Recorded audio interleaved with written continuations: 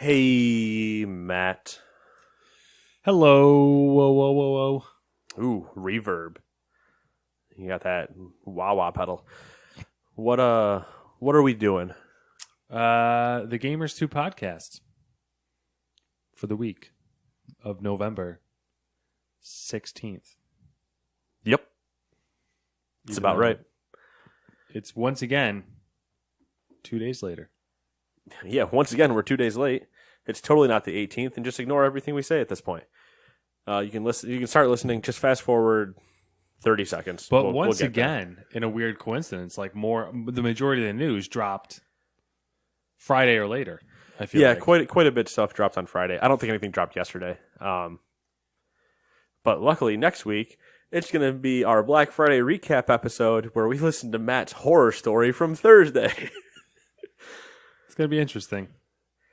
And I'm sure we'll have a story from the Wednesday night setup because those didn't result in us almost breaking each other's faces 2 years ago. Okay. You'll appreciate this. I always appreciate a good story. In a strange move. Unprecedented. Unprecedented move. All right, then. We pre-filled the video game shippers. What? Pre-filled them. You pre-filled... What? To the brim. Wow. I'm at a loss for words. It's kind of funny because myself and another coworker, who will go unnamed, we sat there for a solid 5 minutes just talking about how crazy the act of pre-filling the video game shippers was. We were like, this is going to change everything. I don't have to set up electronics till 4 a.m. now. I'm not getting rushed out of the store at the end of it. Yeah. Which is what happened 2 years ago. My last one setting up with you, we were getting not pushed out of the store, but our lead was coming around being like, guys, come on. And we're like, yeah, I still have at least 2 hours of work I could do here. Triage. I guess I'll wing it. But whatever, we triage and always ran a successful weekend because we're the best. Period. The best. Around. Strike. Nothing's ever gonna keep me down. Anyway. So yeah, normally this is nerd stuff and not our retail horror stories, but they kind of go hand in hand. I kind of do. They do a lot, yeah. Our experience from both is really good. That being said, what have you been up to since last Sunday? It's still a 7-day window. Did I finish Red Dead last week? No. You had meant to, didn't, got caught up with stuff. Finished Red Dead. It's good, obviously. Yeah. Game of the year. Talk about it later. Currently for next you, week, we'll probably talk about it, I'm assuming. the finishing of it? Yeah. Maybe next week. Might be the week after. I don't know. We'll see how long 6 takes me with. 6 is long. Yeah, that's the thing. It'll if we record on Friday, it probably won't be done. The epilogue, because the epilogue's cut into 2 parts, right, can also be long, yeah, depending on how you play it. I'm going to say it's probably still going to be 2 more episodes before I can go full deep dive on the whole thing. You're playing other stuff too, so yeah. I am a jack of all trades. I dabble in many a thing, many a women. Never mind. I line them up and knock them down. You you have all your tentacles in all the places. Yeah, I sample a different flavor every few days. Like, ooh, a little bit of this, a little bit of that, a little bit of dessert, a little bit of that, a little bit of this. I shovel. Never mind. Every now and then I taste something. I'm like, ooh, I'm gonna eat some more of that, and then I just kind of get lost for a bit. Take it how you want it. Anyway. So I finished Red Dead, made the conscious decision not to go too nuts with doing all the nitty gritty. So are you done until online? Yeah, I'm done until online. I'm not going to go through and do the side stuff I haven't done or do all the hunting stuff. I think I might do some of the side stuff, but I'm not going to do that. I won't purposely seek out the hunting stuff. Yeah. But some of the side stories, maybe I'll go see. If I can see them on the map, I'm not going to go ride around and look for them. But if I see them already that I haven't finished, that I already have triggered, maybe. If I don't do that before I finish the story. Yeah. Left, like I said earlier, left the original map unexplored for online. Went back to Horizon. Forza Horizon. Oh, for a second I went to Zero. I went to Zero Dawn. I was like, did you go back for the DLC? I would replay it. It was a good game. It was a good game. I just have a weird thing with replaying games. Reaffirmed the fact that the game despises me. Yeah, I figured you had finished did a little bit of research on that topic too. When you had snapped me Forza stuff, I was like, oh, he must have finished Red Dead, because I didn't know why else you would be playing Forza at that point. Yeah. I didn't want to annoy you, but I briefly thought about sending you every single one of my spins because. Oh, are you kidding me? You would not. You know, some of the shit I get sent wouldn't have annoyed me at all. I would have understand what you were doing. Other stuff I get sent, and I'm like, what am I looking at? Essentially, which is, don't get me wrong, how I snap people. Yeah, they don't know what they're looking at, but still. The example spins I sent you, essentially, the entire time I played, that's what it was. Cosmetics so I won, all day. 1 or 2 cars, but one of them was, I don't even remember. One of them was a fucking Honda Civic. Yeah. Like, what am I going to do with a Honda Civic? Anyways, I went online, did a little Reddit research to see if, like, other people are having that issue. Uh-huh. And essentially, yes, other people are having that issue. But it's not an issue for them because I'm looking at the subreddit for the game. Right. So all the people basically were like, oh, yeah, it sucks. But, like, once you've won all of the clothing, you know, you won't get that in your spins anymore. Right, because you can't. Who the fuck plays the game that much? Yeah. Is my response to It's all the guys that are like ranked 900 and you're like, yeah, exactly. Excuse me? So I'm going to suffer through that probably for a little bit. On the plus side, you might be done with that faster than everybody else. And you might just keep getting cars at that point. That'll be the time where you really blow past me, is when you've like, my first 45 wheel spins were nothing but closing the entire time. And I'm done. Moving on. Well, I kind of went through like the stages of grief, sort of, because I was like, yeah, this sucks, denial. and then whatever. And are we at acceptance? Well, the acceptance is the fact that like I'm like, you know what, I have good cars, and like the catalog of cars I have will get me through all the races that I need to do. So, and I like them. I at least like one of every type, you know. So, whatever. And money is whatever. Like, you know, when I have some, I'll buy something. If I don't, usually when I have money, I go looking at what the house costs are to get like the super wheel spins out of them or something like that. That's usually where I go. My next house, I think, is the 1.5 million one. Yeah, I'm never gonna have that much money. I don't even have like. I bought 2 houses. I'm two barely. of the cheaper ones. I'm barely over $1 million right now. I might go buy. My total winnings are like $3 million or something. I don't even think I'm like remotely close to anything like that. But I don't know. It's just the stats that keep popping up whenever I load something. Doing the normal routine for animes, Sword Art, Goblin Slayer, fucking Bunny, fucking Senpai Rascal. Oh yeah, they're all good. Samantha got sucked into the Bunny Rascal one because the characters are like really funny to watch bicker. Oh, not for the sweet title. No, that title's like confusing as fuck. That title's so Japan. It really is. It's like Wicked Japan. I actually have one of my. You know how we were doing the anime Forza car skins? Or yeah. One of mine is a Goblin Slayer. Nice anime. It's got the Goblin Slayer on the side of it. I'm like, this is ridiculous. I love that we have just agreed that like. Passively, whenever one of us has a chance to race a car, I've gone through on some of them. Like I will load in every car and then put a skin over it, and then just keep going down the cycle. Like when I'm bored or something. Yeah, I just put an anime one on my Viper, not my Viper. The Aston Martin Vanquish or the Vantage Vanquish. or whatever the fuck it is. Yeah, Vanquish or whatever. Yeah, I put one on there. Vulcan. Yeah, no, not the souped up one. The Vanquish. Yeah, not the Vulcan. The Zonda. When you see me riding around in that thing, if you ever come across it, you're gonna be like, okay, it's animated. The Zonda is the one car that I can't seem to find an anime skin for, but I have found the obnoxious shiny gold skin. So like the whole thing is just that glossy gold, like polished gold. Anyways, where was I? Dude, I watched the Kevin Costner Robin Hood the other day on Netflix. Oh, wow. That movie, not going to say it's a good movie. Because it's not. The concepts in it are surprisingly modern, I guess. Like the whole like equality issues things. Oh, and yeah. then like very timely for like all the crap going on nowadays. Mm-hmm. Thought that was interesting. Especially with the new Robin Hood coming out. Yeah, that looks like shit. What else have I done? That's about it. I've been really pondering. The only other thing is I've really been pondering getting Fallout, but that's more of, I don't know, thoughts. I've pushed away for right now. I'm not.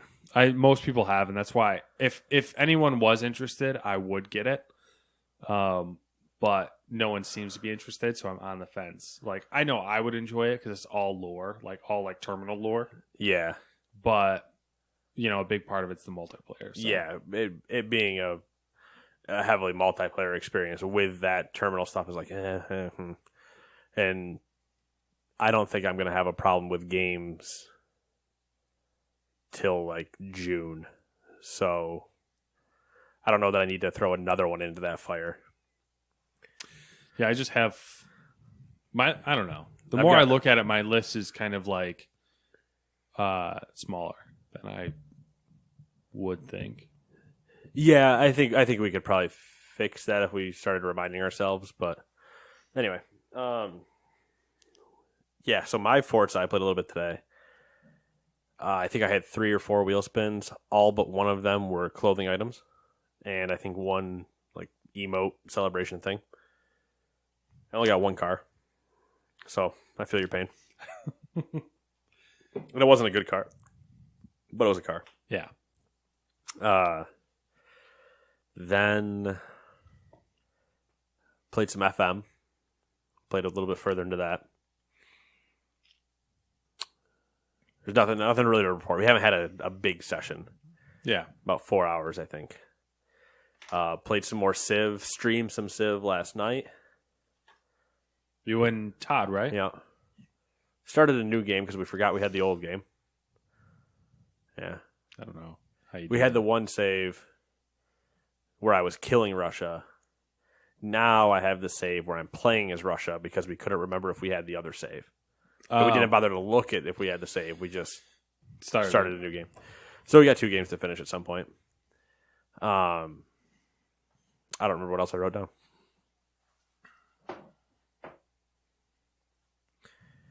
Total War Warhammer.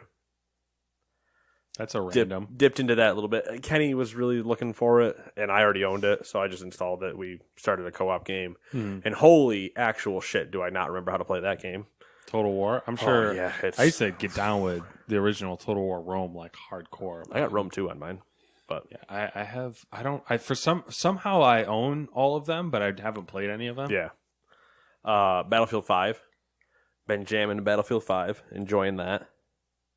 Not jamming too hard, I should say. But enough. I played a little bit of Magic the Gathering. That's not on there, but I did do that. And then Red Dead. I'm in Chapter 5. Soon to be in Chapter 6. And moving right along from there. Yes. Otherwise, I've been watching football, been watching soccer or football, and I watched another episode of 11/22/63. I don't know if I'm going to keep watching it because it really clearly is going in a certain direction, and I'm going to stick it out for. It's only one season. I'm going to stick it out probably.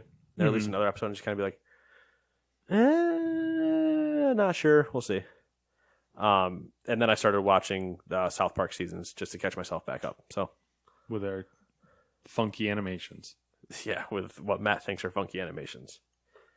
Out of the loop, as they would say. Yeah, r/out of the loop. What's up with South Park's new animations? That'd be a good one. I'd probably get roasted. You'd get extremely roasted. What do you mean new? How long has it been that you've watched? Yeah, anyway. Never. Speaking of Fallout 76, here's your other new releases for the week. Hitman 2 for PS4, Xbox, and PC. Which has had some solid, I don't know if you've seen the homing briefcase gifts that have been around. It's so good. You just whip a briefcase. Is it intended to do that? I don't know if it is, but I hope they don't patch it out. Because you can throw a briefcase at somebody, But if they start running while the briefcase is in the air, it will just follow them around corners and everything. Like, it is going to hit them. It looks hysterical. The Spyro Reignited Trilogy for PS4 and Xbox. Fallout 76 for PS4, Xbox, and PC. Let's Go Pikachu and Let's Go Eevee for the Switch. Civ 6 for the Switch. And Sunset Overdrive for PC. Snuck that one in there. $20. That's a deal. Or a steal. The only thing I'm kind of bummed about is that the Game Pass version of it is Xbox only. I'm hoping that gets like an update at some point, but we'll see.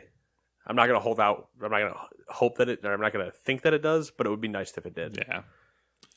Yeah, that's why I got back into Forza I want to knock it off so I can stop paying for Game Pass for one game. Yeah, even though we've only paid for 2 months. Yeah, it's just, principle. Yeah, no, I know. Vote with your wallet. Unless we wanted to pay Sea of Thieves. Yeah, which... But once again, Fallout problem. And then also, once again, with where we joke about like not having any games to play, you could literally take that $10, roll it into whatever the EA one is, and then just play Battlefield then. True. But cancel that, switch it over to EA, Battlefield, boom. Yeah. I don't know, we'll see. Battlefield's probably going to be a PS4 game for me. Disappointing. I understand. Just disappointing. I've been running into this issue to where I don't buy games because I don't have anyone to play with. Like, fair. I think Brandon gave me a low-key invite to play Fallout with him and his friends, but I just was like, you know what? I would say I would play, but I never probably would because, like, I just not close enough with them. So yeah. And then technically the only other person, I mean, I know other people playing, but the only other person I play Battlefield with is Kenny. Yeah. So I have no problem adding you to that list, but I understand. You want to do PS4, it's fine. It makes sense. I know there's a lot more people that you're on a more similar schedule with to play that. Anyway. Life of gamers. Yeah, such a hard one. First world problems. Africa. Anyway. It's Yemen now. Just straight Yemen. I was going to joke, isn't that part of Africa? I know my geography, but still. Might as well be. You just kind of move it up and to the right a little bit. Not Yemen, I mean Africa. Don't move Yemen up and to the right. It's not really going to get you anywhere. Might help them. You never know. Honestly, I don't think it would. Isn't up and to the right for them Russia? It's bad. I don't know what's wrong with that monitor. Did my monitor just die? I think. I don't know. Anyways, what were we joking about? Yemen's location in Russia. I mean, I don't think anything could get worse at this point for them. I don't know about that. I'm just, I'm tempting fate. I'm trying to see what we can get happen here. I don't know. I don't think it's your monitor. It might not be. I'll worry about it later. Yeah. Cable might have just come loose a little bit. That's why I was like tapping it, because I think it seemed like when I would shift the thing a little bit, it would happen. Oop. We're having technical difficulties that don't directly relate to the podcast.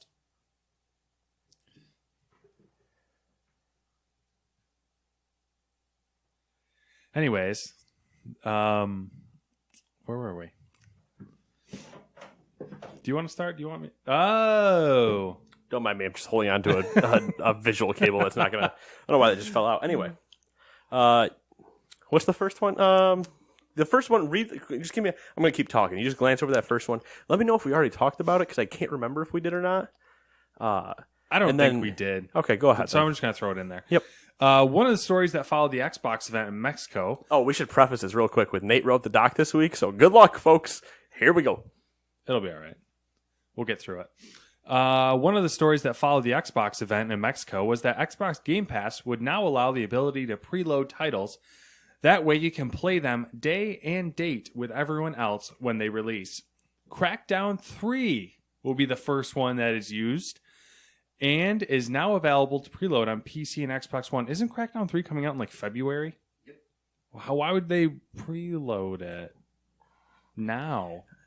It's just a small file because obviously the build's not done. Yeah. But it's the first one that will be able to take advantage of it because it's the first title that they are releasing that has that. It's the next one that has that situation.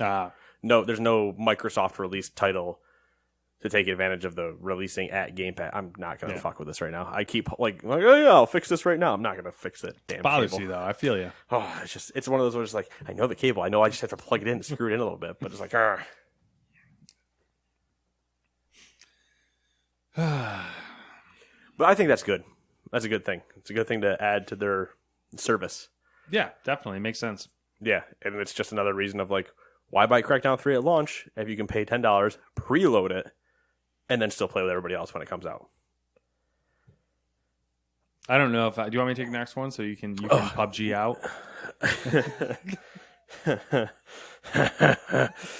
Yeah, sure, go ahead. I'll PUBG out. That's not a good thing, by the way. Does that mean I just stop working halfway through? Like, should I have netcode errors where I just start reading random parts of my own writing? Oh yeah, and like rubber banding, so you'd have to like go. Yeah, I have to jump back and forth. Yeah. Back in the summer, we had discussed that Nintendo had sued 2 ROM companies, ROM sites, I should say. The update to that story is that they have now reached a proposed settlement of $12.2 million. Along with the money, there seem to be conditions which shut them out of the ROM business as far as Nintendo is concerned. They must turn over all their games, files, emulators, and surrender the URLs. That is, like, harsh. Don't make my games illegal. Illegally. That one. I don't know. Nintendo. You sons of bitches. Side note, because that just said fantastic. I'm just completely derailing ourselves because that says Fantastic Beasts: The Crimes of Grindelwald. Yes. The greatest tweet I saw all weekend, potentially, was Fantastic Beasts: The Crimes of Too Many Subplots. Oh. I was like, ooh, burn, got him. Who cares if they're gay? Ah! A Harry Potter fan that I work with said that the movie was very good. I'm sure they did because they're just like, Harry Potter, yeah. There was a masturbating motion in there.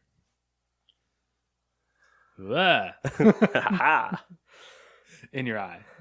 Yeah, 12. I don't know how if they can pay 12.2 million. No, because it wasn't like a couple, like a yeah. Yep. Yeah, that's soul crushing. I can understand the like file stuff and whatever. I don't know about necessarily the surrendering of the URLs, but yeah, whatever. Rude. Sucks, but makes sense at the same time, I guess, if you really want to try to protect your IP, yada, yada, yada. Anyway, number 3. I might need to stand back for the mic for this one at a certain point. Oh, God, what do I always hear in those lobbies? China number 1. China number 1. That's all you hear. PUBG is finally, officially, making its move to PS4. And as I say, who cares? It's too late. We all knew this was coming. This isn't part of the news article. Naisha's already getting angry. It comes out on December 7th with 3 maps. Is that Pearl Harbor? December 7th, 1940. Sounds yeah. right. Yeah. Wow. Way to go, PUBG. No. How dare you desecrate my... Anyway. Looks like all the game modes are going to be in there and trophies. Here is where they puff their chest way too much for Nate's liking. They're doing fucking pre-orders. Pre-orders. They have the fucking balls to do pre-orders on this game. And I want to... It's not just pre-orders, because here's the thing. I have 4 listings here for pre-orders. And they're still... All right, here we go. 4 listings. There's Disc Edition, which is $30, which includes the base game. The Looters Digital Edition, base game, $30. Survivors Digital Edition, which includes the base game, the Survival Pass, Vikendi, 2,300 G coin pack, and 20,000 battle points. So in-game currency. Why is there 2 in-game currencies? Good question. Oh, they like money. And then there's the Champions Digital Edition, which is $90. All these are obviously in US dollars. I don't know what the translation is for your locale. $90. It includes the base game, the Survival Passive and Kendi, 6,000 G coin pack, and a 20,000 battle points.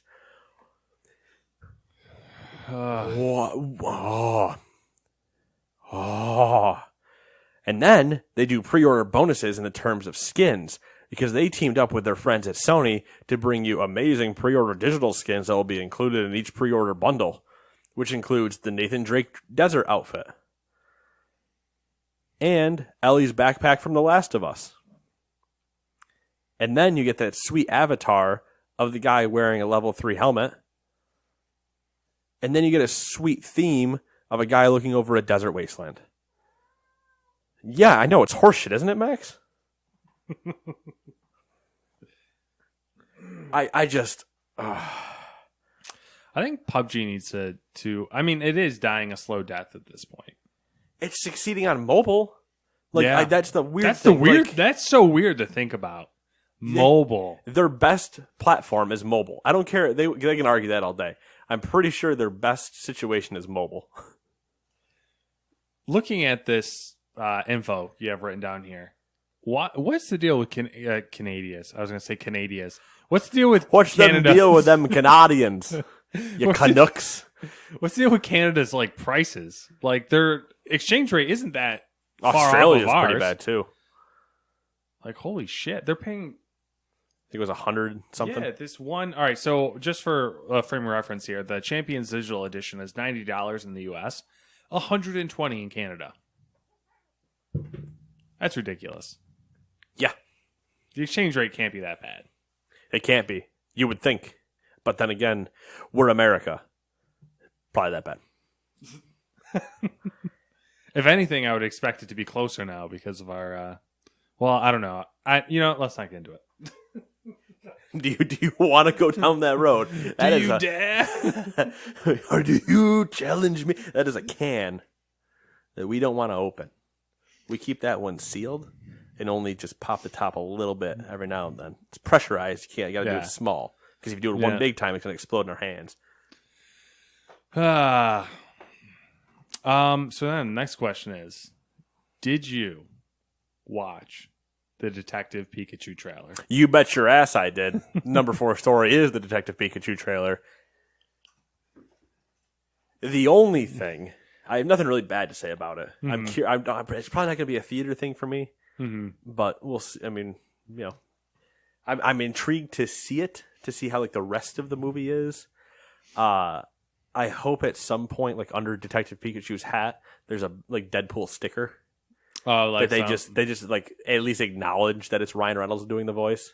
Or that I wish they also like turned it up to like a. Did they give a rating? I went looking for a rating because of a conversation I was having, and I do not think it's rated yet. I hope they go at least PG-13. Honestly, R I would be okay with, but you can get away with so much in PG-13 that I think it would be fine. Yeah, I think because I just want Detective Pikachu to just be exactly what you see on Reddit currently, where it's him drunk at a bar and he's just like, my wife left me. like it's basically Detective Pikachu is the Max Payne disgruntled detective that is just chain smokes and drinks while still fighting, like solving detective Die Hard style, or like if there's a SVU intro somewhere where it's like solving the world Hoen's most heinous crimes or something like that. Well, the conversation that was the catalyst for me trying to find the rating was how funny it would be if it was rated R and like it was such a way that like Pikachu would be like viciously electrocuting humans, and it would just be like this terrible, grotesque, like. Well, that's the part where in the trailer Snorlax crushing people to death and stuff. In the trailer, when they show the interrogation of Mr. Mime, I'm like, it would be really funny if he just like electric chair style zapped him. But even then, it's like you can still probably do that in a PG-13 one. Like you don't need the grotesqueness of it. I just want the language to be adult, where they're like, "Did you fucking see that?" Like, or like when he's doing the whole "nobody can understand me," I'm telling you, and he's talking to people, and instead of him going like when he says to the girl, he says "pika pika," but like when he's saying like, "Can you hear him?" and he just looks at her and he's like, "Nice rack," or something like that, like something that's completely Ryan Reynolds-esque Pikachu level. It's more because it's Ryan's voice that I want it to be the adult stuff. Yeah. I mean, realistically, it is probably not going to be the case because of the audience they probably want to attract. But then again, they're also attracting us. We're the ones that grew up with us, though. I know, but we're the audience that would pay boatloads if that was a PG-13 plus movie. Disney showed us that with the Star Wars stuff. They were just like, we don't give a fuck about you. Yeah, that's true. We want your kids because we're a bunch of pedophiles. That's what Disney said. And Nazis. They hate Jews. Exactly.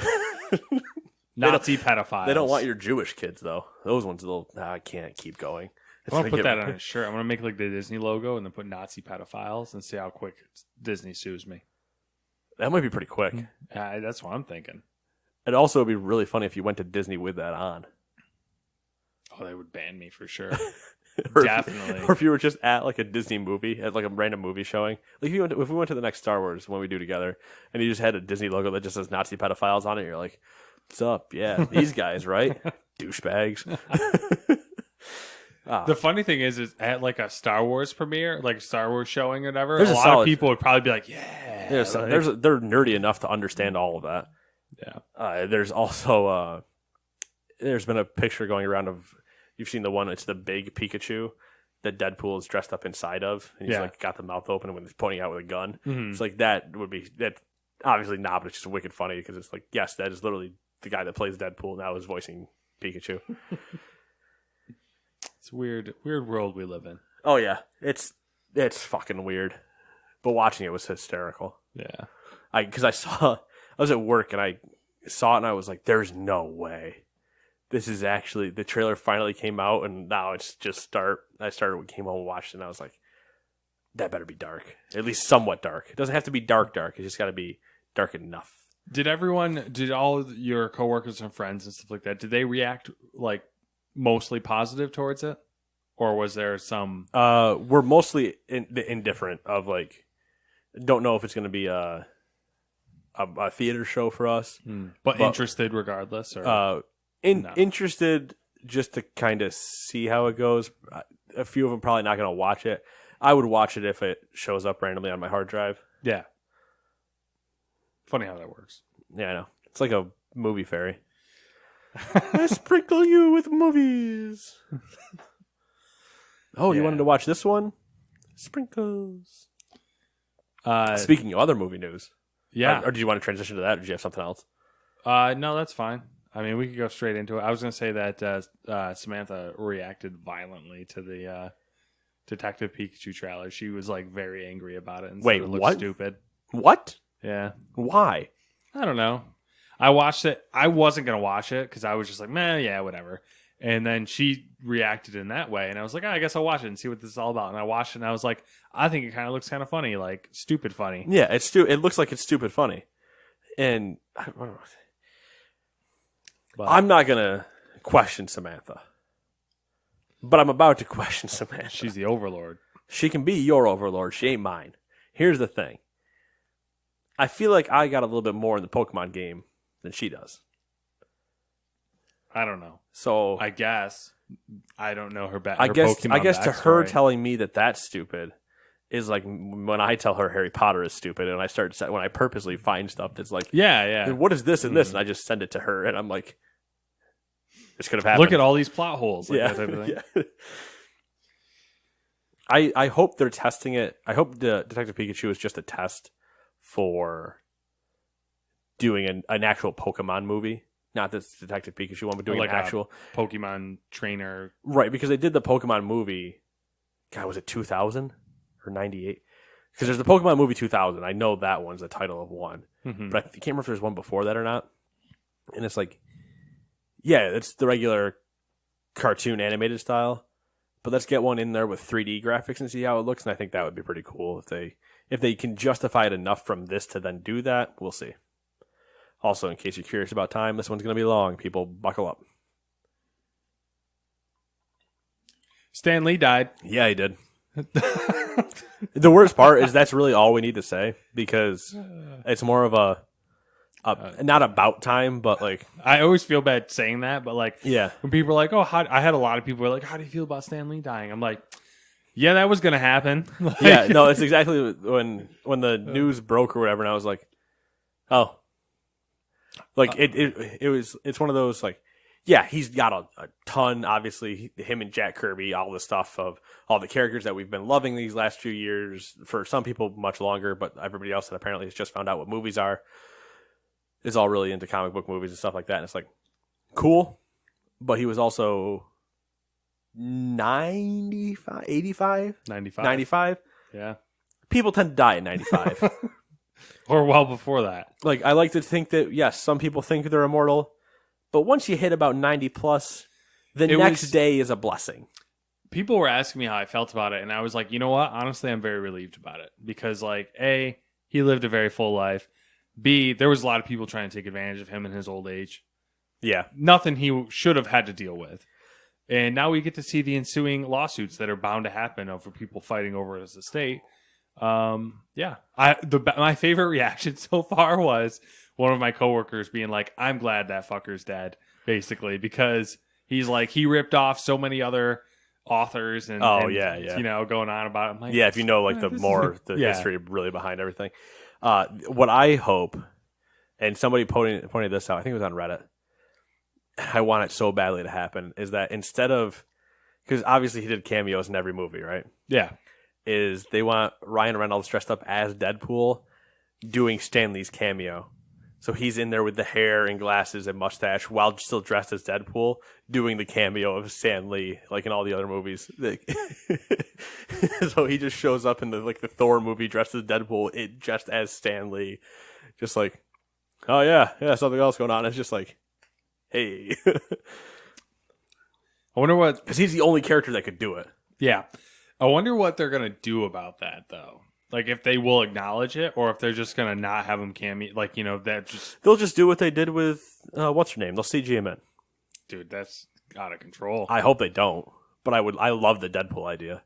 That would be fucking hysterical. Can you imagine?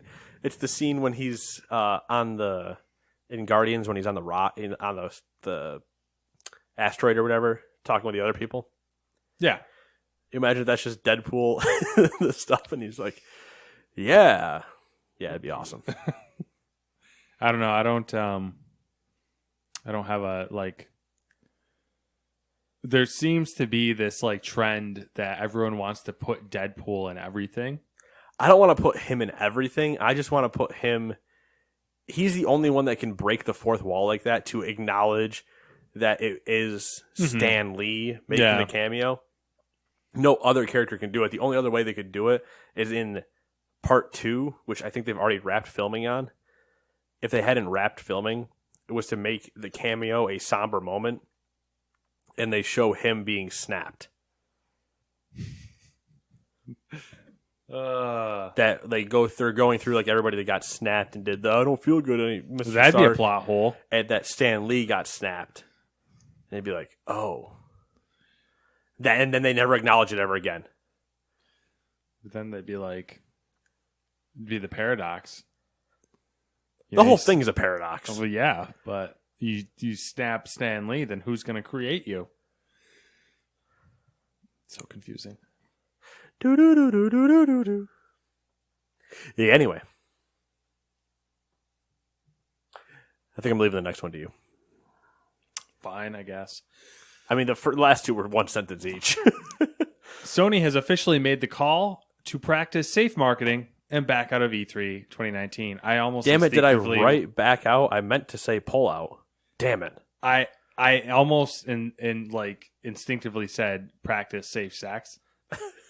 That's the angle I was going for, which is why I meant to write pull out, not back out. Damn it! Sony did say that, quote, "We have decided not to participate in E3 in 2019. We are exploring new and familiar ways to engage our community in 2019, and can't wait to share our plans with you. You know what a familiar way was, Sony? You know what a familiar way was? Fucking E3. I know. I was thinking about it. I was like, oh, that kind of takes away from our little annual... real quick, I thought the same thing. I was like, man, it kind of takes away from it. And then I thought about it again. I'm like, we're rarely together for the entire thing, even though we all take the day off. I mean, we were together for 1 day out of 3. Yeah, but like the other 2 days were like really throwaway days. They were like, it was like one press conference on each day. Right, but we weren't together for... No, we were for Sony. Mm-hmm. Yeah, we were for Sony. We did were all for, the big ones We together. were for Ubisoft. Yeah. And then we were for Microsoft because they moved it to Sunday. Yeah. Yeah, so we were Sunday and Monday. But I think... What was it, Sunday at your house and then Monday at my house? I don't remember what it was. I think we split. I don't think we were always here. Anyway. Which is really surprising given that they also scrapped PSX this year. A lot of the speculation that we are going to potentially be seeing PS5 announced next year, or some hardware mic drop that they try to sneak out away from E3 hype. Not unheard of as when they announced the PS4 back in February, the PS4 in February of the year it came out, Nintendo and Microsoft both say they would be attending. Yep. So you think they're going dark for a year, or do you think they're moving it to like PSX? They're not going dark for a year. Yeah, you think I wouldn't be horribly surprised once again to see an event in March-ish. Some dumb. You think they'll they'll either blow their load pre or they'll wait until like mid to late July. Well, PSX or late is July, usually early August. It's December. PSX is normally December. Yeah, so that's too late. Yeah, no, it's Paris Games Week is before that, and Gamescom. So I'm thinking it's either before E3 or it's right after E3, like late July, early August, and this is the part where it gets weird. They announce their console. I don't think we see their console next year. I think they announce it and then we see it in 2020. But I think to announce it before E3 is a bad move. All right. I think to announce it after E3, so you get to that lull, that weird little lull that we usually get like the end of July, early August. There's kind of not much going on because we've already had our E3 hype. And they go, holy shit, hold on to your pants. Let us show you the PS5. They drop whatever they want to drop, and then they say available in the spring. And then they drop some bullshit with it. Death Stranding, Last of Us, whatever. They date those things for spring 2020. All right. That is the only way. You either go radio silent or you go balls out. And I don't know which one they want to do. I'm going to say September. We'll see an event. September for something. Okay. And I think my thought process for this is... I really do. This goes back to the idea of needing a big whiteboard in here. We should just paint or put up dry erase paint the whole wall. Yeah. Well, I don't know if you can dry erase paint. You can. There's dry erase paint. Okay. We should just put a big section or chalkboard paint. No, see, I don't like chalk. It's just that whole thing. Dry erase paint. Yeah. Where the Rooster Teeth poster is, we'll just take that down. We'll just have a giant one that's just Nate's bets, Matt's bets, things we should have never said.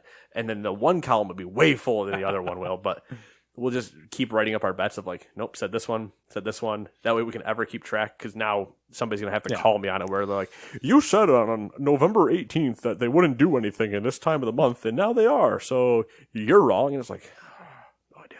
I don't remember saying it, but I probably did. So September event. My thought process here is Sony is noticeably behind, I think, everyone else as far as modern game streaming services. I think, yep. Yeah, I know. I agree. But they arguably have the most experience because of PlayStation Now, PlayStation View, like their services. Now, in terms of, are we talking streaming service?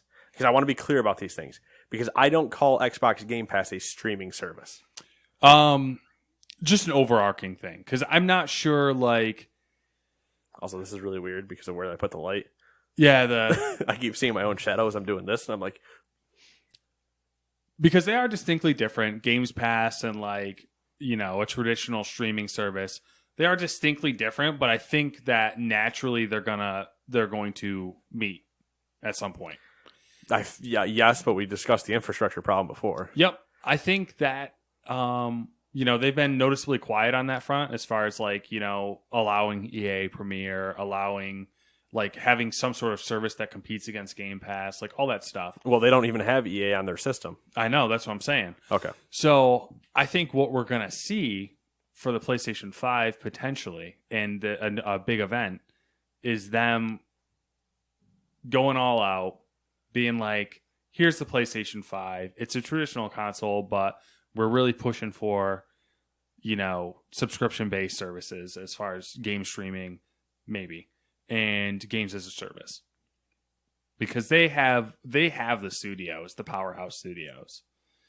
Their studio family is definitely more well-renowned and whatnot, has the clout. What if I pitched you this idea? And it kind of runs into a little bit of the next story, but not completely. Okay. I'm gonna shoot you this idea. If you're Sony and you want to make a splash, and I'm talking, you don't want to just droplet ripple, you want to dislodge some countries in South America, problem. You're gonna drop a bomb. You break fucking California off. Yeah, you're gonna flood Central America. We don't need the Panama Canal anymore because it's all an ocean situation. Okay. You release PS5. Who cares? Literally, the PS5 has nothing to do with this, other than it will probably come out with the PS5. And this is me blowing Mount St. Helens out my ass, just smoke, whole lot of smoke out my ass. I'm doing the motion for you, just smoke out my. Anyway, they release what they call something along the line. They don't equate it to PlayStation. They just call it a Sony service of some sort. They don't. It's not limited to PlayStation. Here's their thing. I get where you're going. They call it because they're a movie. A Sony media. Yeah. Media quote subscription service. Umbrella service. Yeah.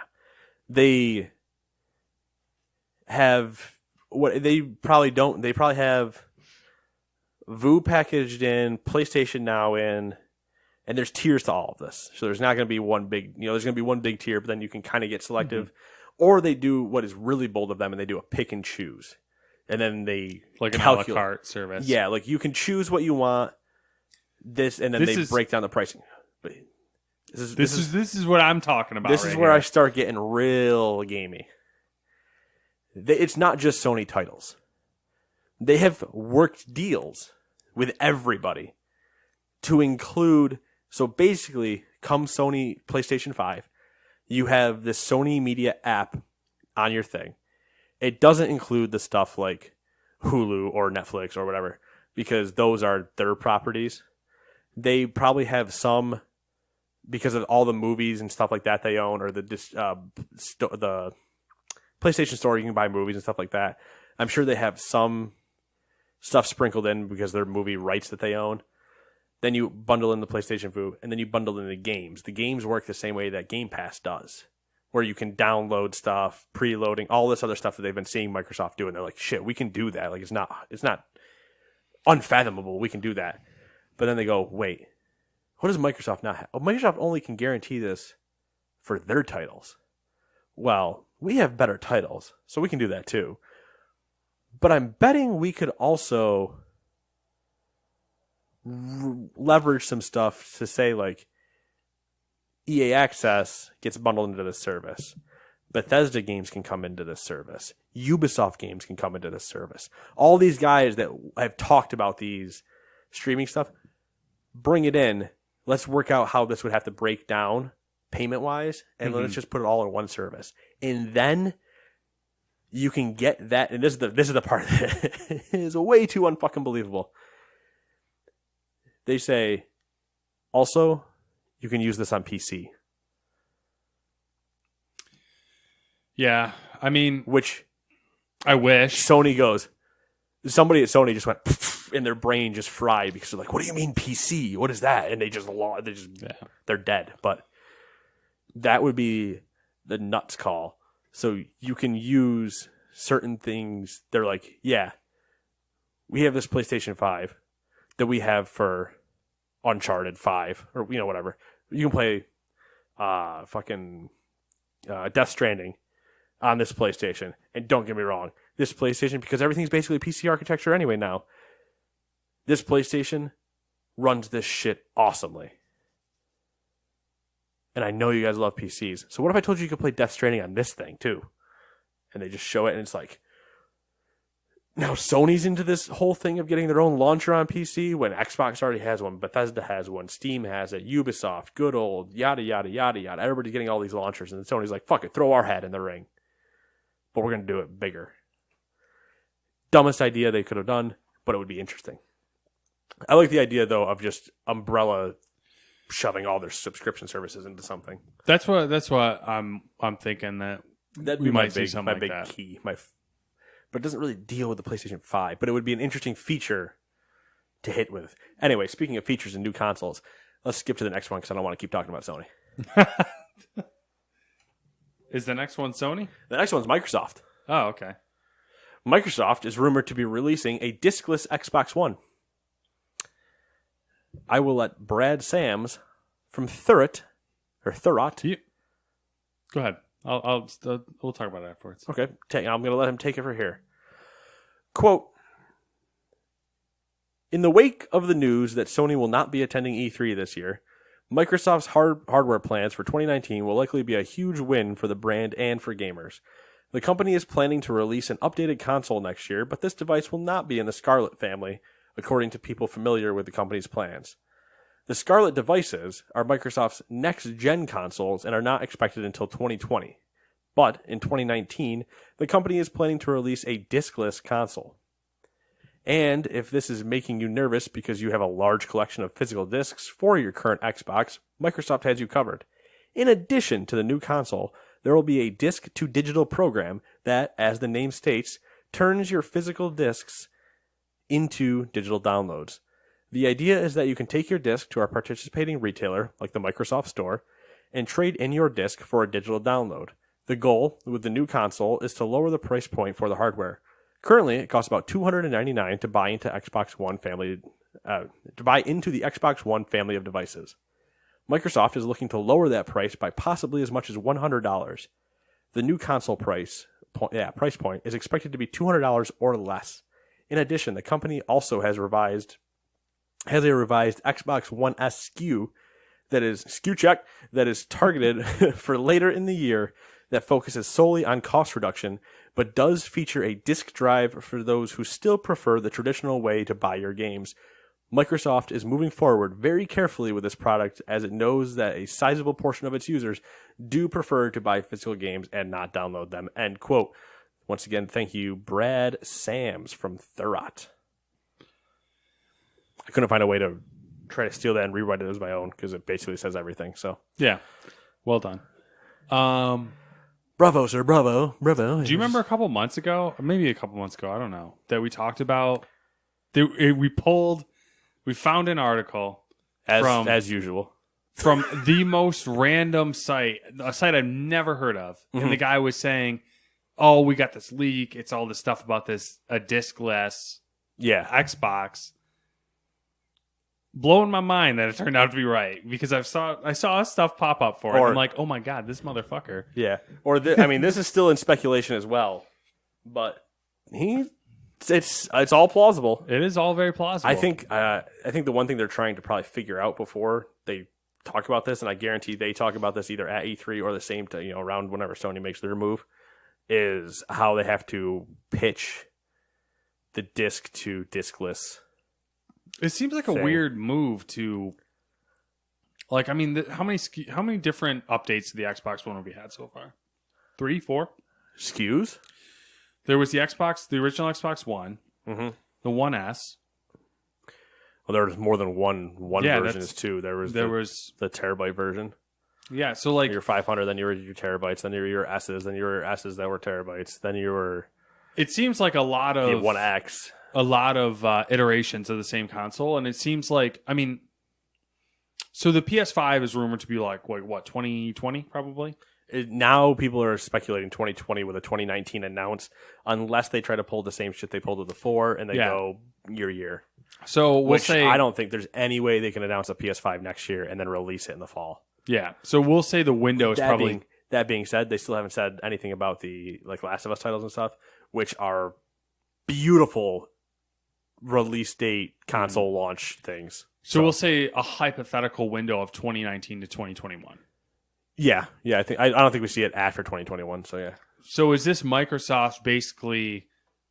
Are they moving their console generations outside of Sony's window so that like they're gonna keep evolving the Xbox One continuously for the next couple of years and then releasing a new one like 2 or 3 years after Sony? Because that's like there's getting into weird territory here with all these Xbox Ones. I'm wondering if we're gonna run into a situation where we're no longer on the same hardware cycle. Like truly on the same hardware cycle. And then it really kind of gets weird. I think Microsoft kind of wants to just keep everybody in the same like kind of where they say the PC are, right? Where PC, most of the games you play have minimum specs. Like you should be at this minimum level to play the game like effectively. You might they would have a hard pitch kind of, but Microsoft could kind of pitch that idea where they're like, hey, your minimum settings and your recommended settings.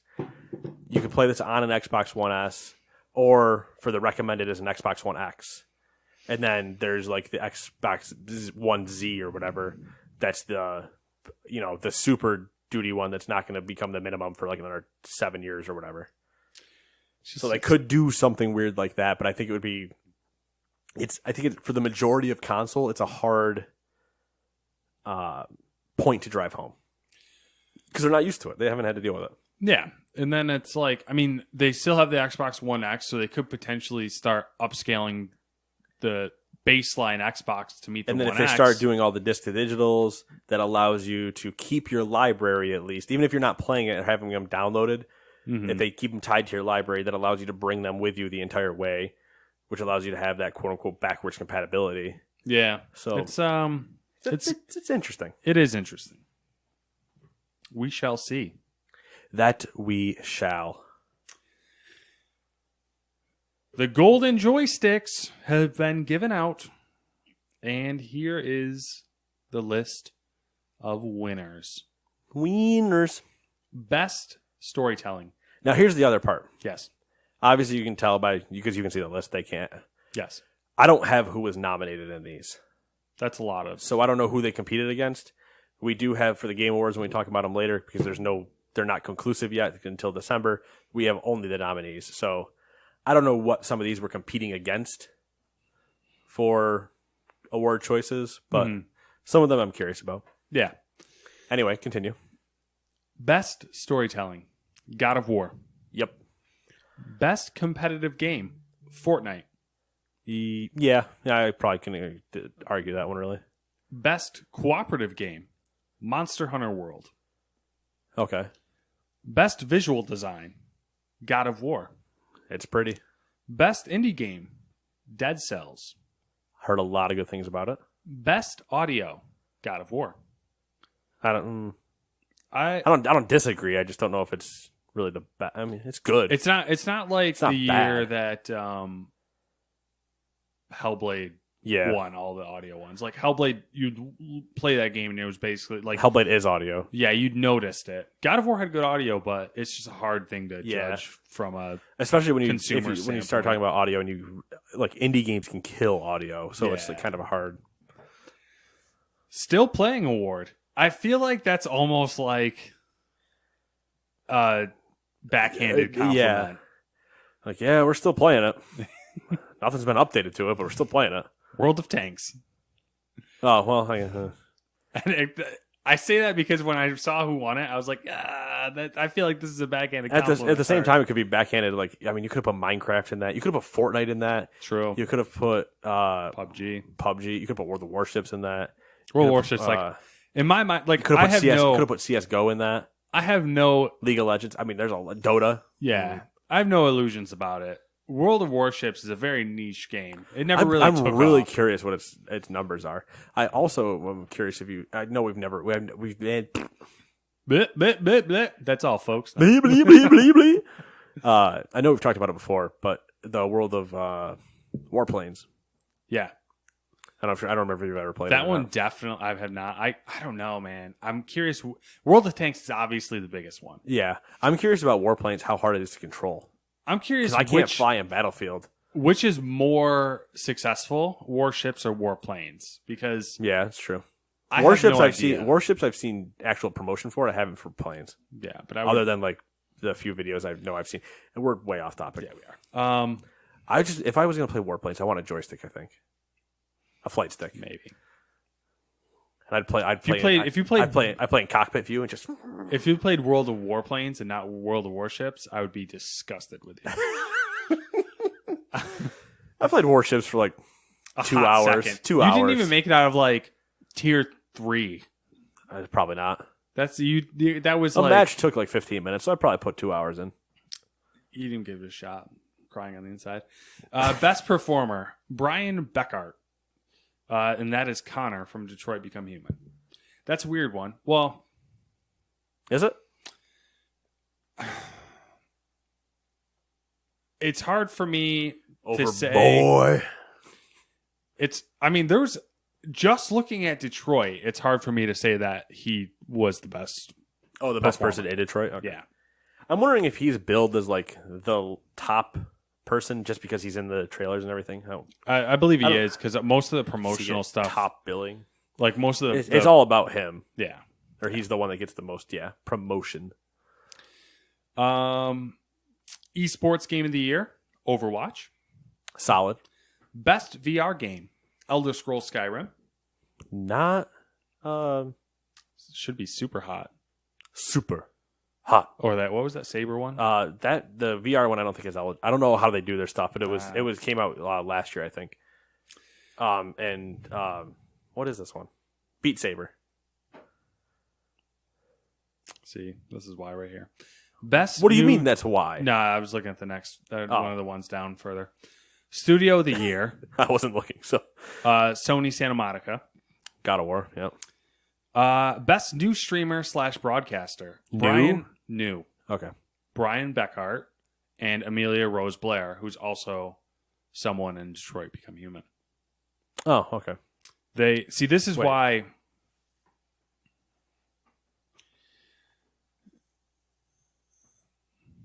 What? Why are they, okay? this is why This is why I had to scroll back down and make sure we're talking about the same thing. What? you see that this is the weird thing is and why I initially thought that he won the award was because when Detroit came out, one of the big promotional things that they did for it was him and the girl Amelia, who plays I can't remember who, in Detroit, played the game, streamed it, and played it Right. live, and it kind of went viral. It became like a thing for that community. Yeah, because they're playing themselves. It's Yeah. same thing when you watch. There's BlizzCon stuff, but one of the never mind. Keep going. I'll So- talk about that after. The actor who plays Connor, Brian whatever Beckart, I think is how you say his name. I'm not really sure. A lot of that became memes of sorts inside that okay. community. So I think like to a certain extent, it's that like self-fulfilling thing. Yeah, I don't know if I give him new stream like. It's weird. That's Yeah. weird. Are these the golden joysticks? Are they more industry facing or? I don't know. I don't know who. I didn't look at a ton of the like people voting on them, or if they're what. It's not. I don't think it's the. It's not. Fuck. What is the one that actually gets hosted? That's completely. It's not GDC. I just want to say it's the fucking BAFTAs, but it's No. not. It's the guild. It's the right. Is it? Nah, it's not SAG. It's not the Writers Guild either. What the hell is it? Isn't it like a guild thing? It's some Isn't sort it DICE? Yeah, the Dice Awards. That's Yeah. what it is. Okay. Yeah, because Hardwick's hosted them. Yeah, the DICE Awards, which are fully industry voted on and stuff, actually gives you more, I think, industry stuff. But then again, even if there's industry stuff, that person might win them. So we'll see. I laughed at the next one because of what we were talking about earlier. I told you, we're not wrong. Mobile Game of the Year, PlayerUnknown's Battlegrounds Yep. mobile. PC Game of the Year, Subnautica. I think it's because it actually had its release this year. Yeah. Like technically out of beta and stuff. PlayStation Game of the Year, God of War. Xbox Game Which of the really Year. I think was only competing against Spider-Man. So if you determine it as PlayStation exclusives, Yeah. Where was I? Xbox Game of the Year, Forza Horizon 4.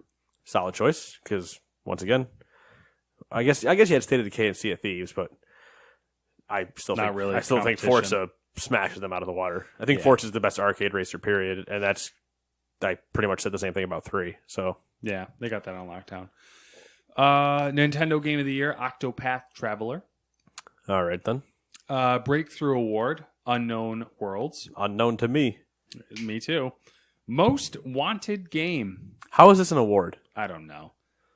They all have it too, and I'm like, come on. Yeah, Cyberpunk 2077. game we're most hyped up about, the Final Fantasy VII remake. Oh shit, Square Enix. I mean, Cyberpunk. I guess that's probably going to be the It's trend. it's the equivalent of saying Witcher 4. Critics' Choice Award, Red Dead Redemption 2. Which, if that's included in this, we've missed a few categories where it should have been there, but yeah. yes, that's what I'm saying. Like, why is it not? Yep. A bunch of other things. Where was I? Lifetime Achievement, Hidetaka Miyazaki. I'm all right with that. Outstanding Contribution. I Xbox will Adaptive yes, Controller. approve your racial pronunciation of that man's name. Outstanding Contribution, Xbox Adaptive Controller. Which No, I think that one's That's a cool. good one. That's a good one, and it's also a cool award for somebody that's actually a contribution to the gaming thing. that came up in conversation the other day, actually. The adaptive controller, Yeah. So obviously, I work retail. If you don't personally know me, or you haven't listened to another episode before this, or I the beginning had- of this episode threw you off. I think there. I had these grandparents who were like, "Oh, we have a grandson. He's autistic. He likes to play video games. Like, what? Help us out here." And I was like, I get to fucking use this. And I was like, well, this is the layout of the land. Microsoft has this adaptive. They're like, one of the things was like, oh, he has trouble using his hands. Like, Yeah, using an actual controller. yeah. And I was like, Xbox Adaptive Controller. And I was explaining it to them, and their minds were, their fucking eyes got huge. Oh yeah, their fuses are popping. Yeah. They're They like, probably oh my God, died of a heart attack walking back to the car. they're like, someone makes this for like people who have like disabilities. And I was like, oh yeah, they do. It's that was always one of my more enjoyable moments of retail is when you have somebody come in and after like we've talked about something or whatever, and they're like, man, I can't figure like this or this out, and you're like, bitch, you wouldn't even believe I know the exact solution you need. There's this thing called Samsung Smart Switch. You can just run it and it works, and there, poop, everything, and and the person's just exactly the same thing, just What do you magic? what kind of voodoo you selling me, boy? And last, and certainly least, no, I mean, you can say it. the ultimate game of the year, Fortnite. Battle Royale, not Save the World. And then a disclaimer here is that Hitman 2, Fallout 76, and Battlefield 5 missed the cut for this year. They will be in 2019. Yeah. Yeah, you sit down, Bottle. So yeah, those are the awards. I think the only one that's kind of weird is I don't like Most Wanted awards because that has nothing to do with what's out. That's just hype. Still Playing is kind of backhanded, and Best VR, I don't know if I completely agree. But anyway, And the Red Dead situation. yeah, That's absentee dead Red Dead. Number 9, Star Citizen has passed $200 million in funding. Idiots. Only 3 other games, GTA 5, Call of Duty Modern Warfare 2, and Star Wars The Old Republic, have ever had more than a $200 million budget to play with. And this is a hint for all you people out there. There's still no release date. According to the funding page, more than 2 million backers have put money in at an average of $94 a person. That also being said, apparently, this coming weekend, the 23rd to like the 25th, is a free-to-play weekend if you want to jump in and take a look at it. I'm going to check it out because I'm genuinely curious. Like, what the fuck is this game at this point? Apparently, you can jump in and look around at one planet or something like that. And I'm like... Yeah, that's what I'm saying. What could this be? That there's $200 million. Yep. And an average of $94 a person. And there's still nothing but like storyboard. Like they're building a bunch of stuff. Like yeah. You can see very pretty visual things, but it's all still just like storyboard demos. And I'm like, how does this all fit in together? It's so funny to me because the other games that we know of that have that budget, which I'm assuming probably Red Dead's in that list too. Not of that list. Not the 200 million budget list. Only 3 other games. GTA 5, Modern Warfare 2, and Star Wars The Old Republic. How is Red Dead not on that list? Really? Might not have had that big of a budget. That's crazy. It probably, because it doesn't have that big of a budget, makes a buku dollars. Well, looking at that list, say they were even 190.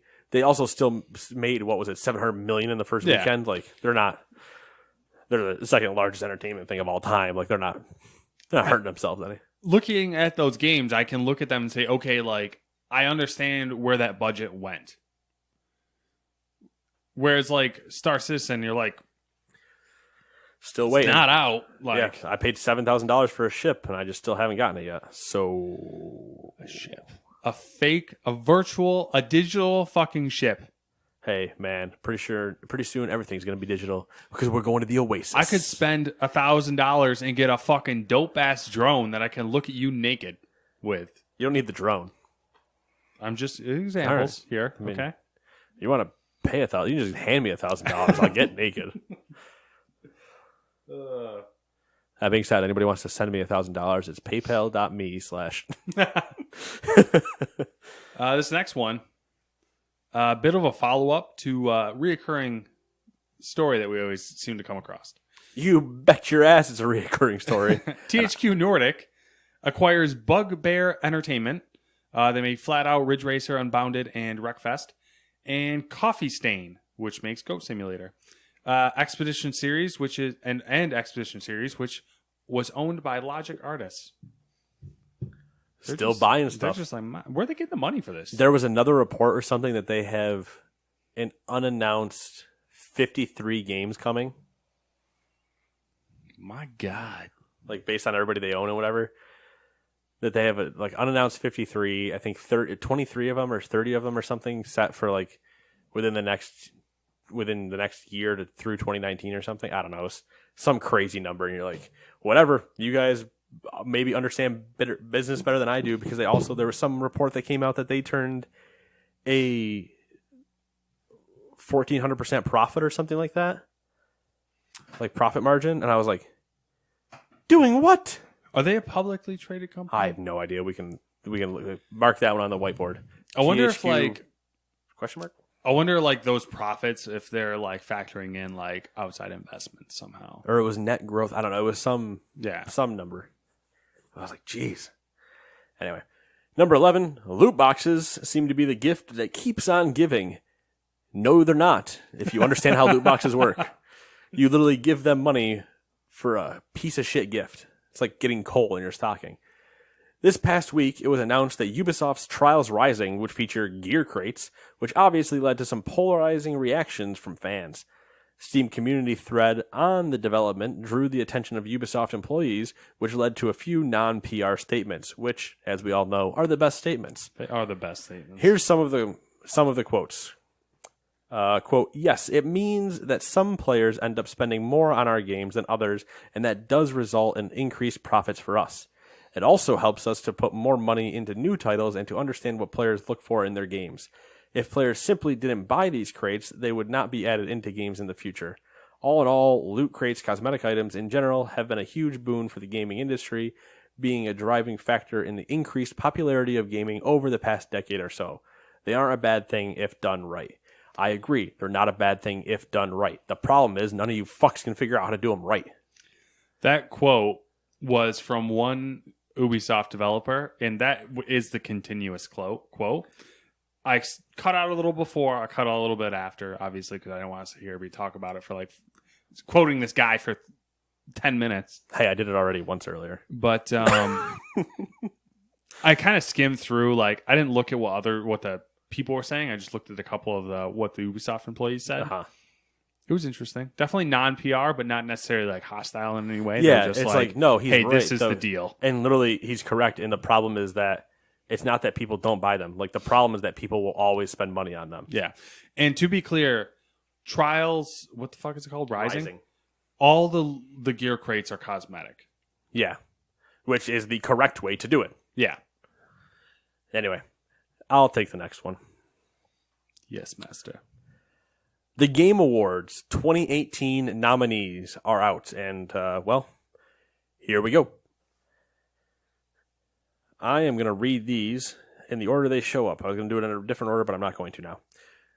Game of the Year nominees are Assassin's Creed Odyssey, Celeste, God of War, Marvel's Spider-Man, Monster Hunter World, and Red Dead Redemption 2.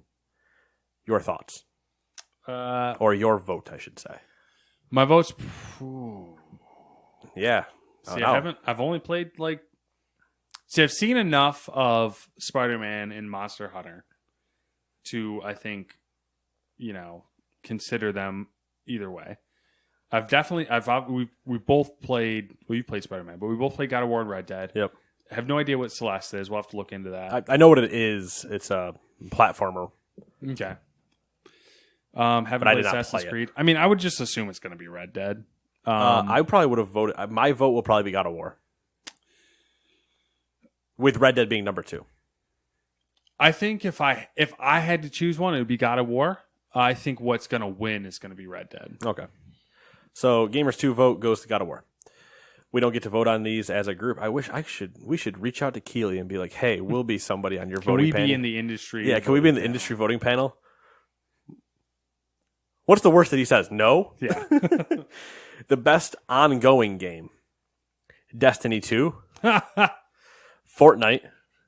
No Man's Sky. That's probably the only award it's ever going to win.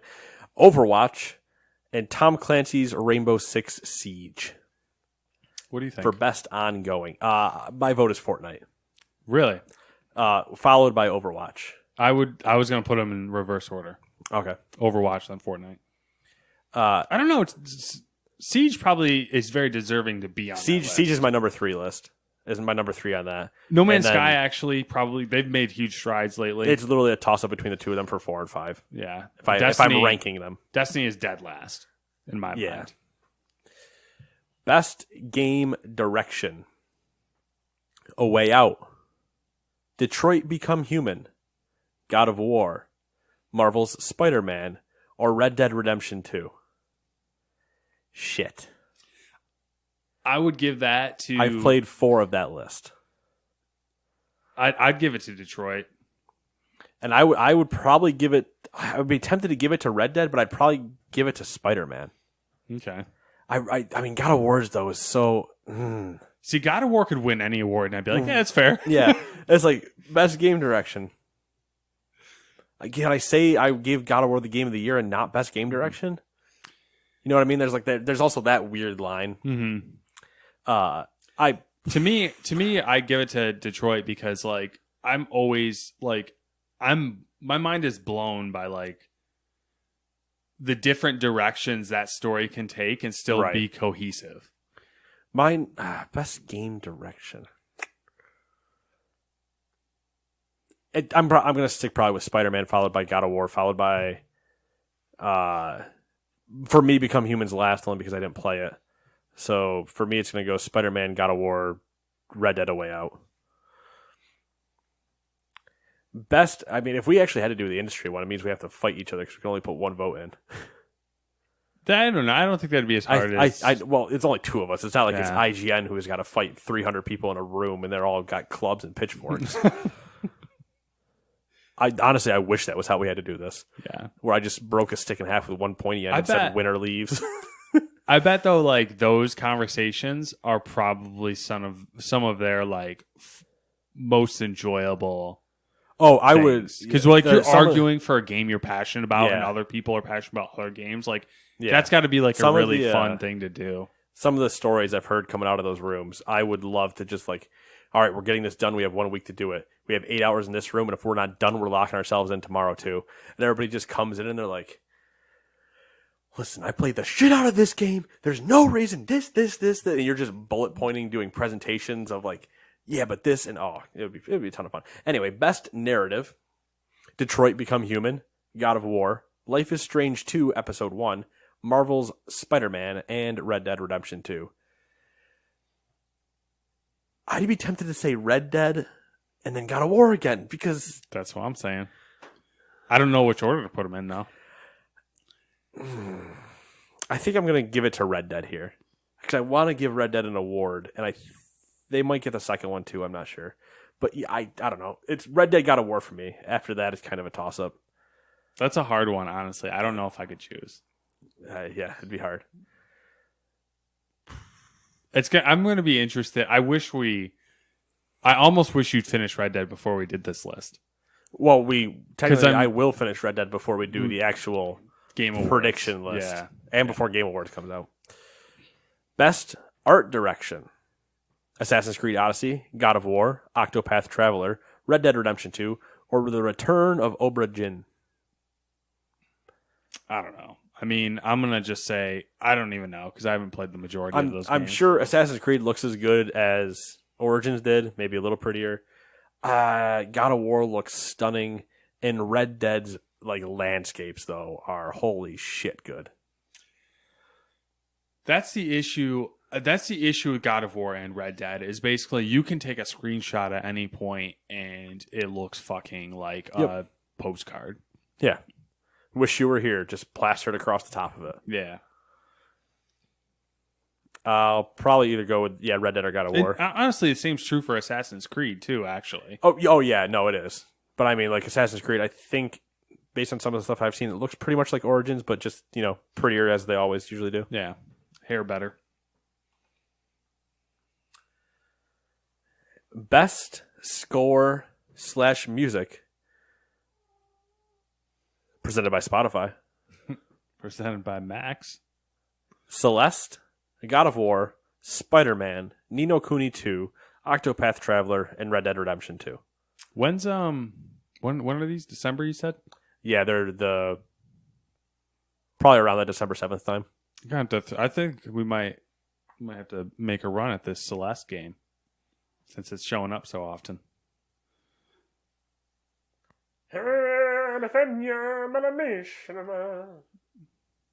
Hopefully, if it's a short game, that'd be ideal.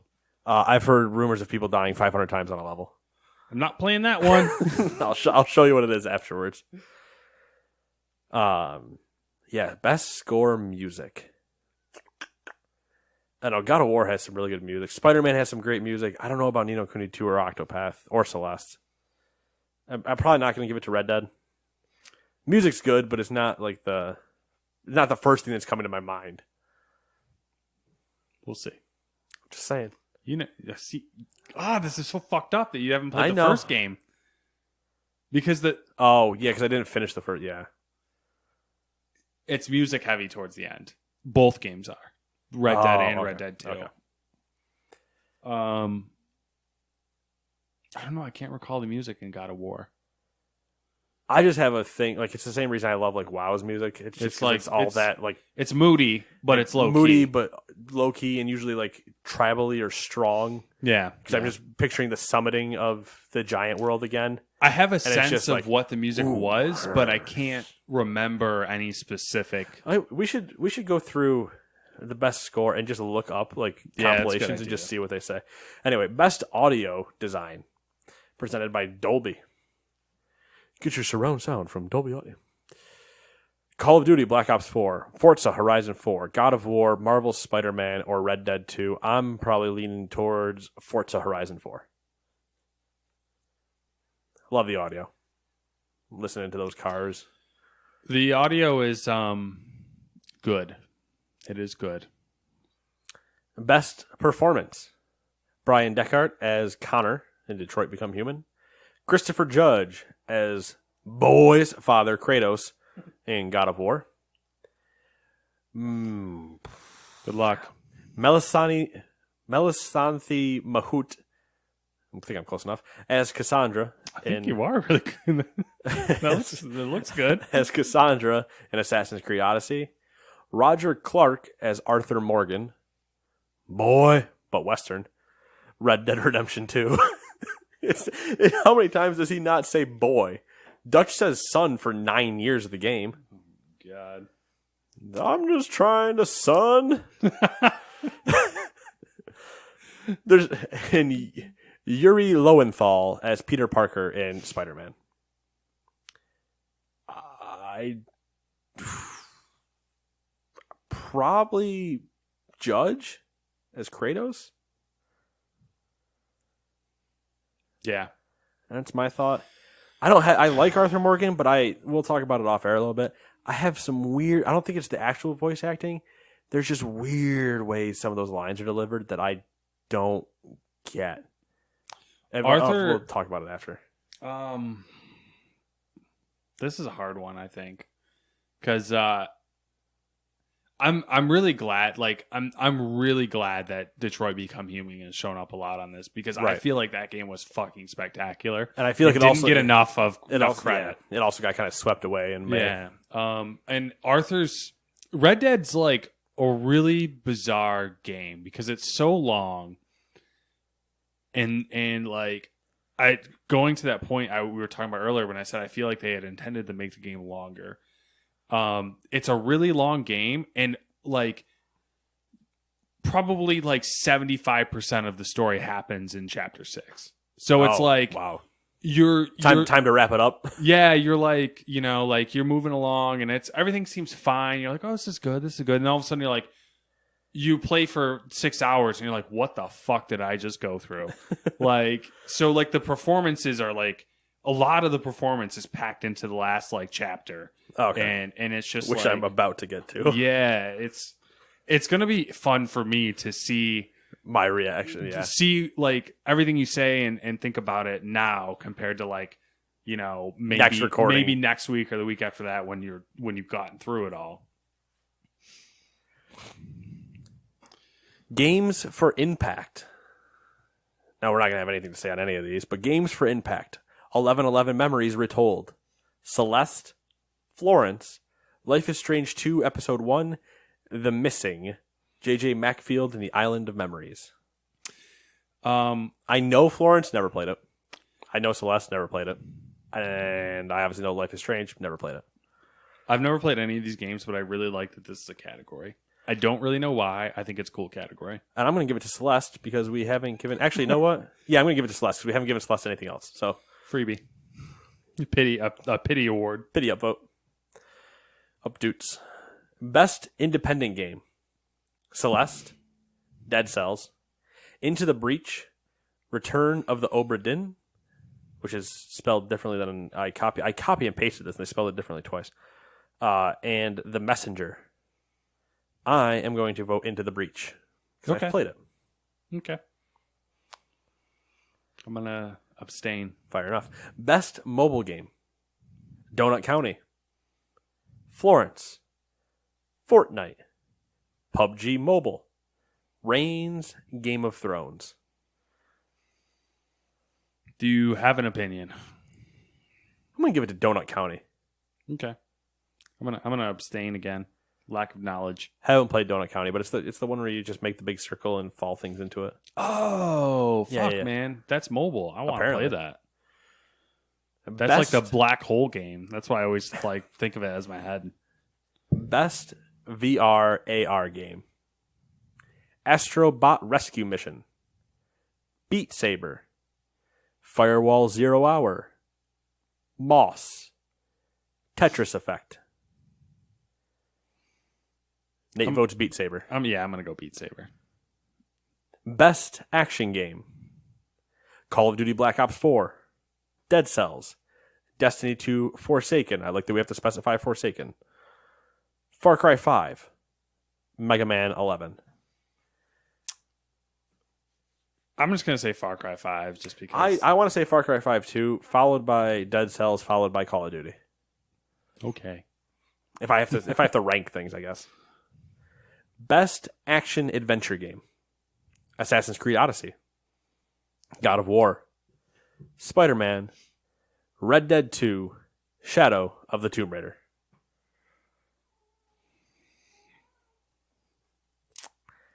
Action adventure.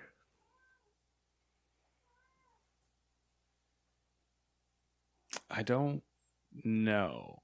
I don't necessarily consider Red Dead an action adventure game. I don't know why. And Like, this is where I give it to Spider-Man.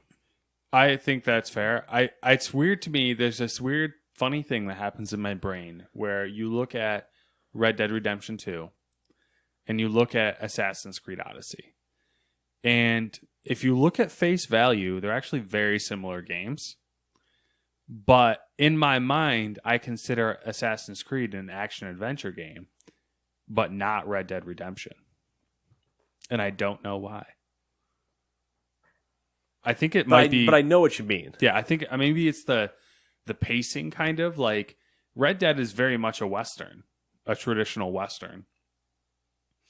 Whereas Assassin's Creed is like it's like an action-adventure movie or something like that. But I feel like, and don't get me wrong, there's action in Red Dead, and it's good action when it happens. Mm-hmm. But I feel like maybe the action in Assassin's Creed are usually better. Yeah, it's more lively, and it definitely plays to the action. It's more actiony than it is. So I mean, I'm probably giving it to Spider-Man there. But we will have our. Remember, these are the Game Awards list. This isn't our awards at the end of the year, which we. This is good because now I can solidify what needs to get finished before December. Yeah, before our December 28th deadline or 29th deadline, whatever it is. Yeah, we got a good month. Yeah, you got time. Because we do ours right at the end of the ass crack of the year. Best, had to think about that. Best role-playing game. Dragon Quest XI, Echoes of an Elusive Age. Monster Hunter World. Ni no Kuni 2, Revenant Kingdom, Octopath Traveler, or Pillars of Eternity 2, Deadfire. I'm going to give it to Monster Hunter. Okay. I don't know. I guess... I don't know. That's cool. I don't know. I mean, literally, I could toss it up to any of them. Ni no Kuni 2 would be cool as well. Do you think Ubisoft's offended that Assassin's Creed didn't make it into the RPG Do you consider Red Dead an RPG too? Because that's the other thing. That was what I was thinking. I mean, Red Dead, I can understand why it wouldn't be considered an RPG. Because there's not much... Like, you're not taking a shell, I guess. Yeah. Which the other ones you are here. Mm-hmm. The same thing with Assassin's Creed. You're not really taking a shell. You're playing. True. You know. But there's choices in Assassin's Creed now, and Red Dead. Kind of, yeah.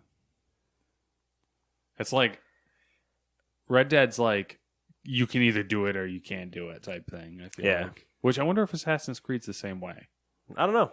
Also, I'm pretty sure none of us have said no to doing something in Red Dead. So it's chaos. Chaos, please. Best fighting game. Blaze Blue Cross Tag Battle, Dragon Ball Fighters, Soul Calibur 6, or Street Fighter 5 Arcade. I'm going to go Soul Calibur 6. I'm giving it to Dragon Ball. That fighting game looks awesome. Yeah, but Soul Calibur's got the crazy character creator that everyone's going ham sandwich about. I'm still standing with what I said. Because Soul Calibur said they were going to start banning people for phallic. You're entitled to your opinion, but you're wrong, and I hate you. What is new? Best family game. Mario Tennis Aces. Nintendo Labo. Overcooked 2. Labo. It's a game? Overcooked 2. Starlink Battle for Atlas. Oh my god. And Super Mario Party. Mario Party. I'm going to give it to... Mario Party. I really want to give Overcooked 2 an award, though. Mario Party. Mario Party, Overcooked 2, then Labo. I don't know, man. Then Aces, then Battle for Atlas. Why is Starlink in this? Anyway. That poor game. Best strategy game. Battletech. Bet your ass it's mechs. Frostpunk. Into the Breach. The Banner Saga 3. or Valkyria Chronicles 4. So what is Into the Breach? I'll show you after. It's a tile-based strategy game. You have 3 units. Okay. And you're trying to just... I don't know what BattleTech is. I'm going to give it to Frostpunk. I wonder if BattleTech is the same franchise as like the old BattleTech anime. I'll have to look that up. I mean, it looks like mechs from Battlefield 19 or Battlefield 2042. That makes, yeah, I don't know. I'll have to look into it. Best sports racing game. Forza Horizon 4, moving on.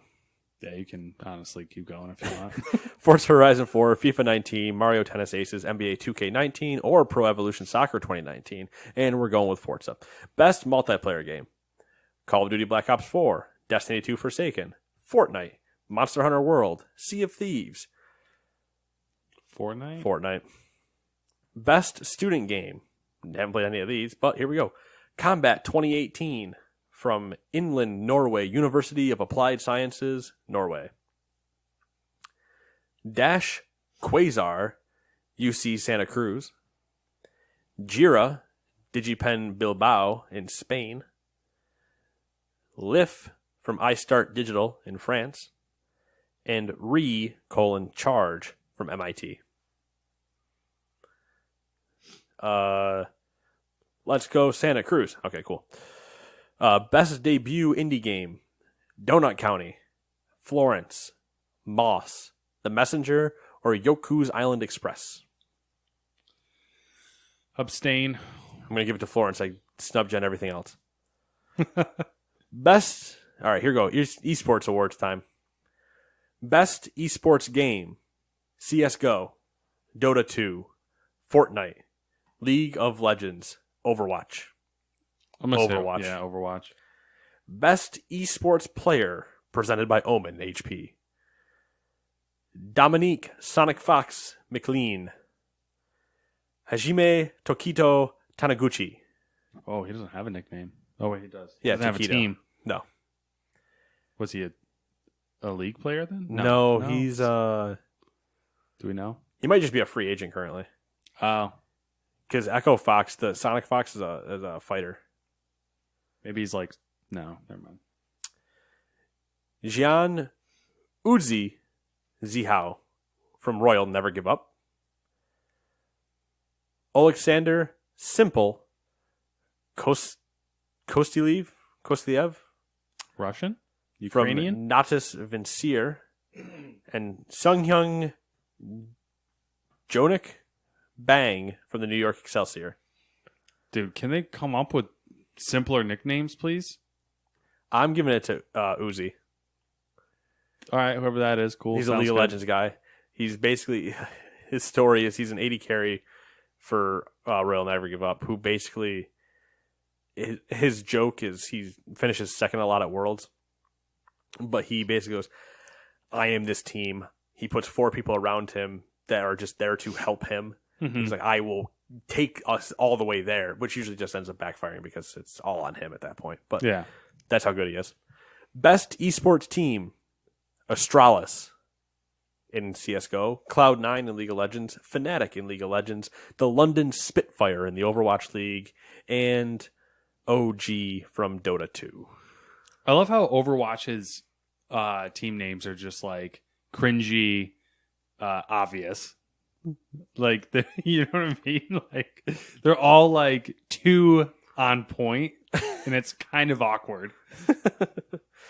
Best esports team. I'm going to give it to either, I don't know, Astralis is tempting, but I like the Cloud9 angle because they managed to get to semis and worlds for North America, and that just doesn't happen. So, Cloud9. Best esports coach, Bak Reaperd Hangzhou for Cloud9. Ah, fuck these people's names. All right. Paracel for OG, Zonic for Astralis, Dylan Falco for Fnatic. The one, like, is he American, I'm assuming? I have no idea.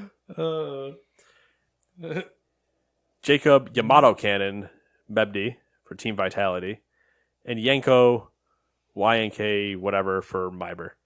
Reaper, you win. Best esports event. E-League Major, Boston 2018. That was, I believe, the hype one where Cloud9 CSGO team won it. And they just don't, so everybody was freaking out during that. EVO 2018, League of Legends World Championships, the Overwatch League Grand Finals, or the International 2018. I'm voting the International 2018 or Boston. Best esports host, Golden Boy, Machine, Anders Bloom, Shocks, or Red Eye. Shocks is cute. Red Eye's pretty good. Golden Boy's pretty good. I don't know the other two. This one's a weird one. Best esports moment. How do you quantify that? I know what my answer is, but Is it on the list? yeah, it's on the list only because it's on the list.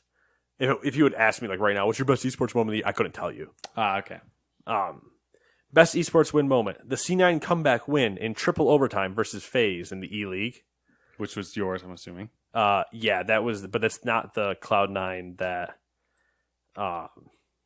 you think it is. It's the Cloud9 from the Boston event, the CSGO one, not their league team. This is so confusing. It was hype, dude. I was watching it and I'm just like, "Argh!" KT versus IG base race in League of Legends Worlds, or G2 beating RNG in League of Legends Worlds. OG's massive upset of LGD in the Dota 2 World Finals. Sorry, Dota 2 Finals. Sonic Fox side switch against Go1 in Dragon Ball Z. I saw that one. I know one. For that one, I'm voting the C9 comeback win because that was boss. And Content Creator of the Year, which apparently they changed from Trending Gamer. Trending. Was that what Trending it was? Gamer. Trending Gamer. Content Creator of the Year. Your nominees are Dr. Lupo, Myth, Ninja, Pokimane, and Willy Rex. Well, we all knew who's going to win that. Probably Pokey. You think? Pokey's got weird cult. I mean, obviously Ninja's your immediate thought. Yeah. It's probably Ninja, Pokey, Myth, Lupo, Willy. But there's a solid chance Pokey gives it a run. I don't know what the fuck that is. I'll show you. I probably don't want you to. Is it a chick? Yeah. Oh, come on. Like, I don't want to sound sexist. But or here we go. whatever here. But I haven't seen a good content creator like Twitch. I don't want to say content creator. Is that you're about to say you haven't I don't want to seen say a good content creator. This title for this thing is disingenuous because content creator is not what these people are. They're fucking streamers. Yeah. Yeah, but if you're gonna say content creator, that should include like YouTube and yeah. Anyways, I haven't seen a good female Twitch streamer who doesn't rely on sexualizing their body in some regard. Oh boy, I might have a list for you, buddy. We'll take a look. I'm not saying you're wrong. A popular I'm just one. saying a popular one. Define popular. I'm saying like what's your like if we said like an average view count. You'd find them on a list. A list of what? Like Female this. streamers? If we said like an average view count of 1,000 or more? Would that No, be because then you're running popular? into the same issue. Like I'm saying a quality like a list because where they're judging. That's what I'm asking you is when you say a popular one. Obviously, they've only pulled 5 people. Doc's not in there. Shroud's not in there. They're pulling other people. Yeah. Soda's not in there. Summit's not in there. There's a lot of people that aren't in that list that are more popular probably than some of those guys. That's true. So what are we deeming? If I go to try to pull up a couple female streamers. Find me a streamer who's not sexualizing their body, a female streamer, who is also... I don't even know what to do for popular. I'd have to go through and see what the averages are on like all the Twitch streamers, which I'm not willing to put in that much work. On every Twitch streamer? Because I will say I think dudes What's the below that out of proportion. Like obviously, what's the affiliate cutoff? Do we know for Twitch? super low. You Okay. don't want to do by affiliate. You go by partner. That's usually better. Partner, But for like an idea of like we would say Ray is a popular streamer, right? Yeah. He's somewhere usually between 1,500 to 3,000, depending on like what the game is. For views. Like Pokemon when he was playing this weekend was 3,000.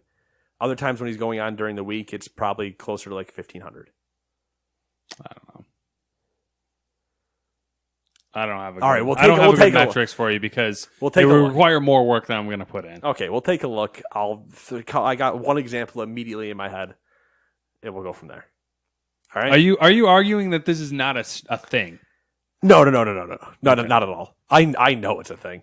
I'm just saying that when you haven't seen any, I'm going to at least give you one to say that you can't say that anymore. Then you can say I've only seen one, and we'll work our way back from there. You're doing that like shitty arguing tactic. Yes, I am. Where you're like, I'm going to take exactly what you say and argue against it because I know you said that as an exaggerated point. So I'm not going to play on your level. I'm going to make you play on my level and make you look like an asshole. Don't you realize this is how I win all the time? Well, I just broke it down for you. Because I'm a dick. Because not only am I going to do that, I'm also then going to go to a couple more levels, and we'll worry about that from there. But I'm going to not do that on the rest of the recording of this because I will fight that with you off air. You know what irritates me about it? Is no one's willing to point it out. No, because here's the problem. Everybody, and we will, if this ever got out, like I say got out more than the 6 people that are listening, it would come back to bite us in the part where because it's not politically correct. Because anybody that says that you're objectifying the body, yada yada yada, they're like, no, we're not. We're just wearing whatever we want. Yeah, bitch, I can pull up examples of people that are 75% their webcam, 25% the game. Yeah, which one are you doing? I don't have a problem with it. I just kind of wish you would admit it. I miss the days when Twitch was wholesome. That's like Justin TV days. I only wish people would just admit it. That's the part that kills me. Because it's like, I have no problem. Because I know people will pay you stupid amounts of money if you just show cleavage. Yeah. But I just want you to admit it. That's all. It's just acknowledge, not even admit it. Just acknowledge it. We're off the rails at this point. We're too far gone. That being said, Game Awards were a thing. Humble bundles give you Metal Gear Solid and City Skylines still, and I don't have anything else really other than we're ranting and we're going to be reaching 2 hours if we keep doing that. So we'll see you guys in hopefully 5 days when we record again, and hopefully Nate will have Red Dead done so Matt can stop and also strangling leave himself. Us death threat comments about how objectifying women is terrible. Please specifically leave death threat comments either on the subreddit. Don't do it on there. Find the link. I'll put it on the subreddit and stick it at the top. Go to the link for feedback and threaten my life and threaten Matt's life. Specifically Matt. About objectifying women. That being said, I love you all. Content creator women, though. Twitch ones. Not just any women. We're classy. We're a little bit more classy. Come on. All right. We'll see you guys later. Bye.